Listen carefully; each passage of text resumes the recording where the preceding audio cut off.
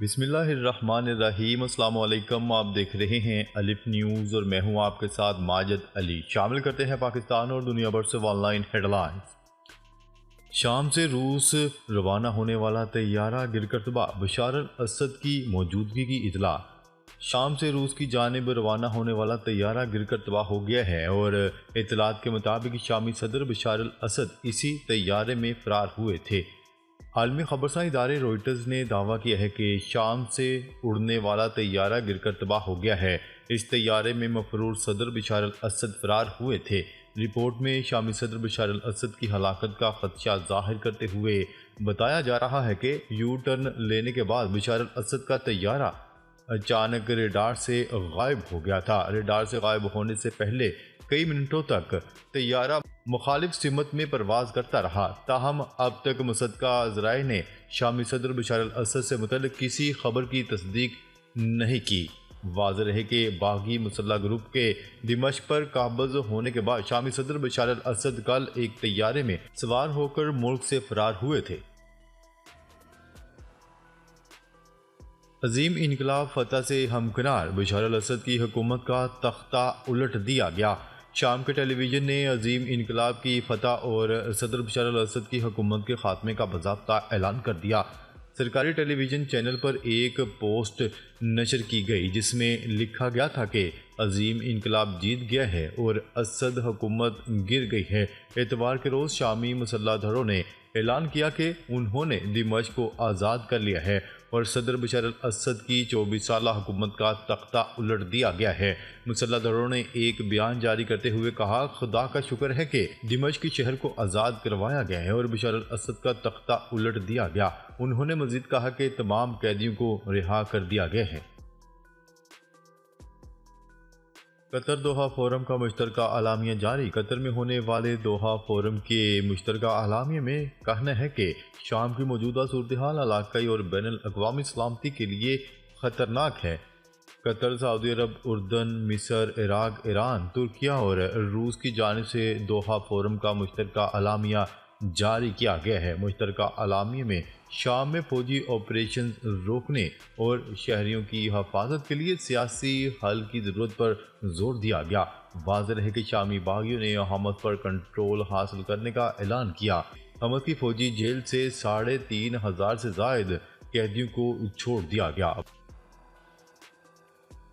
اہل شام کو آزادی کی صبح مبارک ہو، جماعت اسلامی پاکستان کا پیغام۔ جماعت اسلامی پاکستان کے ڈائریکٹر امور خارجہ آصف لقمان قاضی نے کہا ہے کہ اہل شام کو آزادی کی صبح مبارک ہو۔ آصف لقمان قاضی نے اپنے بیان میں کہا کہ 6 دہائیوں پر مشتمل ظلم اور وحشت کی طویل رات کا خاتمہ ہوا، جبکہ آزادی، انسانی شرف و احترام، عدل و انصاف کے ماحول میں جینا ہر قوم کا بنیادی حق ہے۔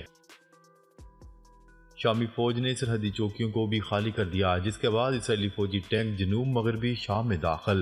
شامی فوج نے ملک پر باغی ملیشیا تحریر الشام کے قبضے کے ساتھ ہی لبنان کے ساتھ تمام سرحدی چوکیوں کو بھی خالی کر دیا۔ عرب میڈیا کی رپورٹ کے مطابق شامی افواج کی جانب سے سرحدی چوکیاں خالی کرنے پر اسرائیلی فوج کے ٹینک اور بختر بند گاڑیاں جنوب مغربی شام کے علاقے میں داخل ہو گئے ہیں۔ اس حوالے سے اسرائیلی میڈیا کا دعویٰ ہے کہ فوج سرحدی دفاع مضبوط بنانے کے لیے بفر زون میں داخل ہوئی۔ دوسری جانب لبنانی فوج نے ضروری یونٹس اور بٹالین شام کے ساتھ سرحد پر بھیج دیں۔ شامی باغیوں کا دمشق پر قبضے کے بعد فتح کا اعلان، تمام قیدیوں کو عام معافی دے دی۔ شام کے باغیوں نے دارالحکومت دمشق پر قبضے کے بعد سرکاری ٹیلی ویژن پر تمام قیدیوں کے لیے عام معافی کا اعلان کرتے ہوئے انہیں رہا کر دیا۔ عرب میڈیا کی رپورٹ کے مطابق شامی باغی گروپ کے سربراہ ابو محمد الجولانی نے اپنے فتح کا اعلان سرکاری ٹیلی ویژن پر کرتے ہوئے بتایا کہ شام سے بشار الاسد حکومت کے طویل دور کا خاتمہ ہو گیا ہے۔ عرب میڈیا کی رپورٹ کے مطابق شامی باغیوں نے آزاد شام کی خود مختاری اور سالمیت کی یقین دہانی کراتے ہوئے کہا کہ اس سیاہ دور کا خاتمہ کرنے کے بعد نیا عہد شروع ہونے جا رہا ہے۔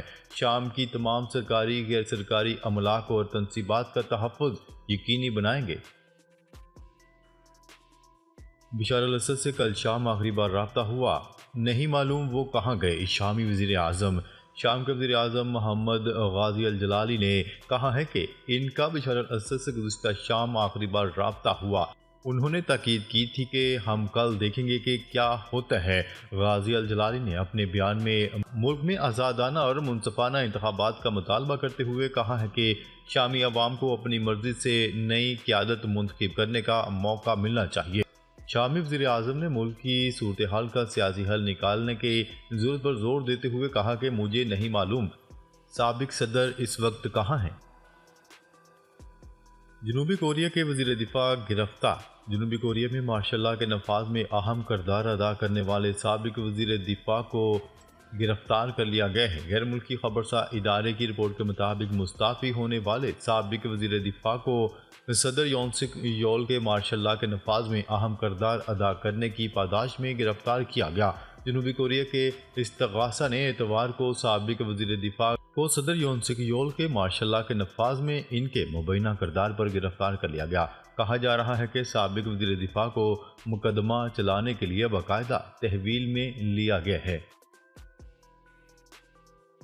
جنوبی کوریا کے صدر کے خلاف مواخذے کی تحریک ناکام، حامیوں کا ووٹنگ کا بائیکاٹ۔ جنوبی کوریا کے صدر کے خلاف مواخذے کی تحریک ناکام ہو گئی۔ سیول سے خبرساں ادارے کی رپورٹ کے مطابق ہفتے کو جنوبی کوریا کے صدر یون سک یول کی جماعت نے مواخذے پر ووٹنگ کا بائیکاٹ کر دیا۔ صدر کے مواخذے کے لیے 300 میں سے 200 ارکان نے پارلیمنٹ کی حمایت درکار تھی۔ صدر یون سک یول کی جماعت کے 100 سے زائد ارکان نے مواخذے پر ووٹنگ کا بائیکاٹ کیا اور ووٹنگ سے قبل ہی وہ پارلیمنٹ سے باہر چلے گئے۔ اس طرح مواخذے کی تحریک ناکام ہو گئی۔ غیر قانونی طور پر ایران جانے کی کوشش، 13,200 افراد گرفتار کیے گئے۔ وفاقی تحقیقاتی ادارے FIA نے غیر قانونی طور پر بلوچستان سے ایران جاتے ہوئے گرفتار ہونے والوں کے اعداد و شمار جاری کر دیے۔ FIA ذرائع کے مطابق رواں سال کے دوران بلوچستان کی سرحدی علاقے تختان کے راستے غیر قانونی طور پر ایران میں داخل ہونے والوں کے خلاف قانونی کارروائی کی گئی۔ ذرائع کے مطابق 2024 کے دوران غیر قانونی طور پر ایران جانے والے 13,200 افراد کو گرفتار کیا گیا ہے۔ امریکی عدالت کا ٹک ٹاک پر پابندی کے قانون کو برقرار رکھنے کا فیصلہ۔ امریکہ میں ایپ پر موجودہ پابندی کے خلاف ٹک ٹاک کو قانونی جنگ میں شکست کا سامنا ہو گیا۔ ڈسٹرکٹ کولمبیا میں US کورٹ آف اپیلز کے 3 ججوں پر مشتمل پینل نے قومی سلامتی سے متعلق خدشات کو جواز قرار دیتے ہوئے ٹک ٹاک پر موجودہ پابندی کے قانون کو برقرار رکھا ہے۔ برطانیہ میں شدید برفانی طوفان اور بارشوں سے نظام میں زندگی درہم برہم۔ برطانیہ میں برفانی طوفان نے تباہی مچا دی۔ غیر ملکی میڈیا کی رپورٹ کے مطابق محکمہ موسمیات نے برطانیہ میں شدید طوفان اور بارش کی وجہ سے ریڈ وارننگ جاری کر دی ہے۔ میڈیا رپورٹس میں بتایا جا رہا ہے کہ بعض علاقوں میں 90 میل فی گھنٹہ کی رفتار سے طوفانی ہوائیں چلی، جس کی وجہ سے نظام میں زندگی بری طرح متاثر ہوئی۔ اس کے علاوہ طوفانی ہواؤں کے سبب درخت گرنے کے واقعات بھی رونما ہوئے، جس سے 2 افراد جام حق ہو گئے۔ دنیا کا سب سے تیز دوڑنے والا انسان نما روبوٹ متعارف۔ تیز رفتار انسان نما روبوٹ متعارف کروا دیا گیا جو دوڑنے کی صلاحیت رکھتا ہے۔ غیر ملکی میڈیا کی رپورٹ کے مطابق یہ انسان نما روبوٹ دنیا کا تیز ترین 2 پاؤں سے چلنے اور دوڑنے والا روبوٹ ہے۔